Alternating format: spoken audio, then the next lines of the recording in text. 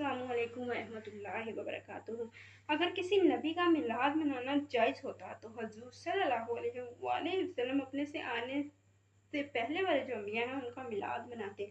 अगर सबसे पहली बात तो अगर इश्क में डूब कर अगर अच्छे से कुरान की तिलावत की होती, पढ़ा होता, तो फिर इनको पता चलता है कि मतलब महबूब सल्लल्लाहु अलैहि वसल्लम ने बाकी अम्बिया का, पहले आने वाले अम्बिया का मिलाद मनाया है कि नहीं मनाया। अब देखिए हजूर सल्लल्लाहु अलैहि वसल्लम सहाबा किराम के सामने बैठकर कुरान मजीद पढ़ रहे हैं, तो देखें जो कुरान मजीद पढ़ रहे हैं तो क्या इनमें पहले कुरान मजीद में तमाम अम्बिया का जिक्र हुआ है, तमाम अम्बिया की शानें बयान की गई हैं। तो हजूर सल्लल्लाहु अलैहि वसल्लम जब कुरान मजीद पढ़ रहे हैं तो क्या शानें बयान नहीं हो रही? बिल्कुल हो रही हैं। तो जिक्र को तो मिलाद कहते हैं, जिक्र ही तो मिलाद है।